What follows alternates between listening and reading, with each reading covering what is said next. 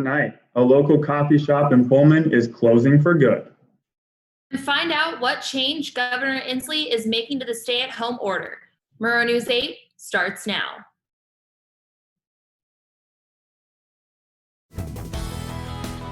Murrow News 8 starts right now.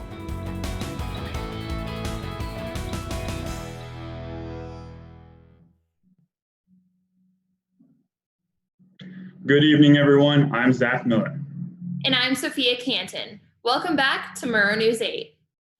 The popular Pullman coffee shop Daily Grind will be permanently closing its doors in downtown Pullman.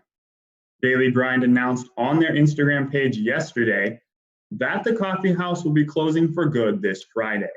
However, the drive-through stands will remain open with the closure. They are trying to get rid of some supplies such as honey sticks and water bottles. Schweitzer Engineering Laboratories is investing millions in cybersecurity education at the University of Idaho. SEL will be contributing $2.5 million over 5 years to expand cybersecurity research and education to develop inherently cybersecure industrial control systems. UI's Center for Secure and Dependable Systems in the College of Engineering will offer the first cybersecurity bachelor's degree program in Idaho this coming fall. According to the Seattle Times, Boeing said Wednesday that it will cut more than 15% of jobs in the Seattle area to cope with the sharp downturn in the aviation industry. Boeing will also slow their production of jets built in Everett and Renton. CEO Dave Calhoun said, quote, "The sharp reduction is in demand for our airplanes we see out over the next several years won't support the size of the workforce we have today," unquote. Now we have Caitlin Rappel reporting live with some information about how long we may have to stay home for. Caitlin? Thanks, Zach. Well, unfortunately, I can't give an exact date, but Governor Inslee announced today that the stay-at-home order will be extended past May 4th. Inslee did not give a specific date, but said more information will be presented on Friday. This comes after easing a few restrictions on construction, outdoor activities such as fishing, and even some elective surgeries. Here is a clip from today's press conference. Judgment, which means we look at all of the numbers that go into the central question of when we can reopen our business in a way that doesn't dramatically increase. We should start, obviously, because it's the status of the virus in our state. And I want to show you some of the metrics that we look at. They are not all, there are other things we do look at, but these are some of the highlights. So I'm actually in Riverside County in California, where some restrictions are also beginning to be lifted. Private and public golf courses that closed on April 2nd have been reopened for play. Good news, but it is important to understand that there are still restrictions. So play is limited to foursomes. There are no caddies, no in-person dining in the clubhouses, no large gatherings such as fundraisers, and masks are to be worn by all players, and social distancing measures still must be followed. So where I'm staying, the golf course opened last Thursday, and there has been actually a pleasantly surprising amount of golfers. Chief Operating Officer of Greater Palm Springs Convention and Visitors Bureau, Scott White, said golf is an iconic part of our destination, our history, and our economy. And I have to say I agree with that, because I definitely think golf is a big attraction down here. Riverside County also recently announced a one person per pool policy. So the pool we're able to use opened yesterday. This means that there is no use of the furniture, so no tables or lounge chairs, and only one person in the pool or hot tub at a time. And you also have to maintain social distancing. But that's all from me. Back to you, Zach. Thanks, Kaylin.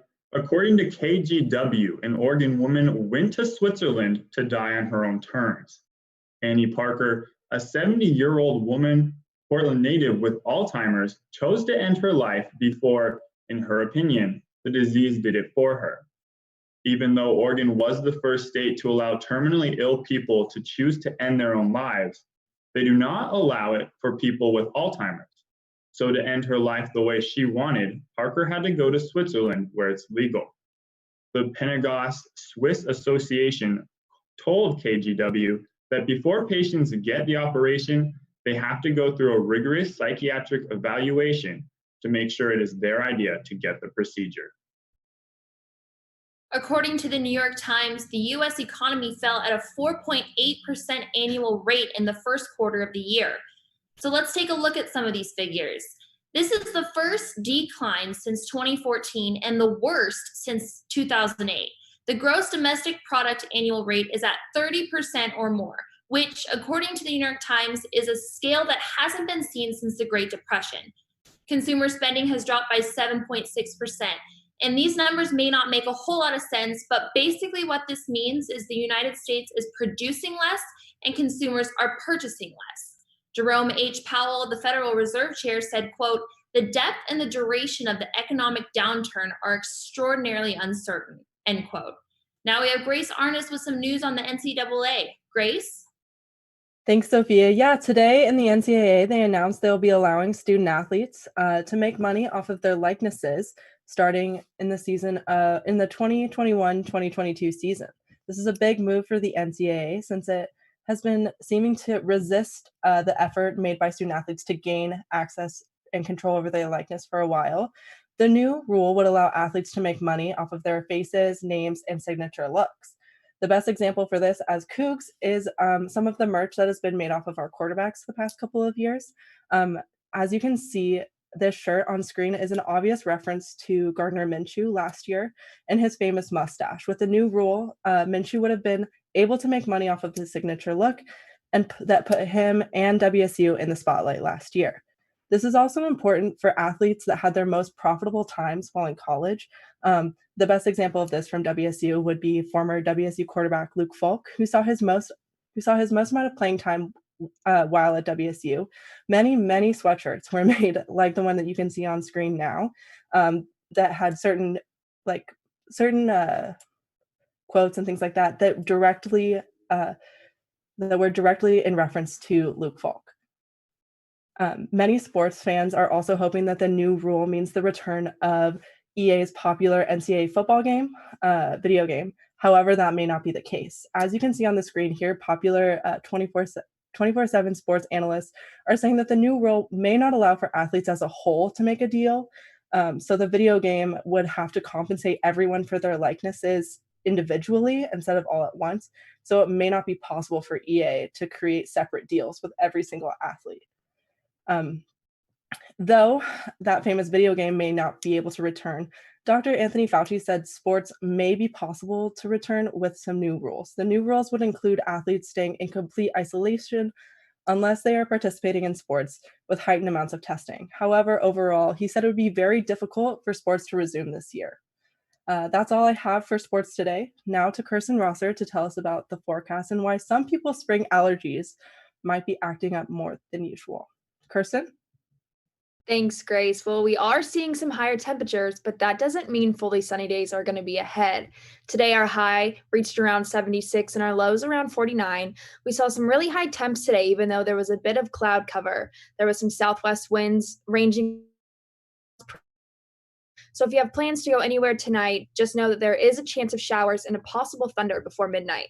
Today, the gusts will reach around 18 miles per hour.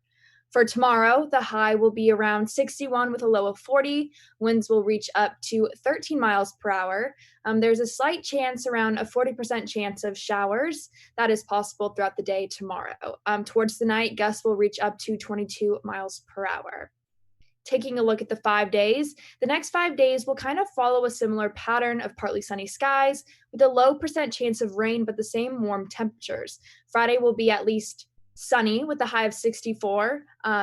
So while safely practicing social distancing, maybe step outside and soak up some of that sunshine. Saturday will pick up with the trend of, again, some possible showers, but there'll be a high of 70 that day. And finally, Sunday has a 60% chance of showers with a high of 56. So getting a bit colder, but not too cool.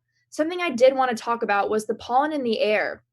This week especially, today's pollen levels are reaching around 10.4, which is a medium high pollen in the air, and the rest of the week kind of follows a similar trend with levels ranging from 9.9 to 7.9. Now, this is because spring brings in the highest pollen, which a lot of us know, but those levels go up when plants, grasses, and trees are flowering.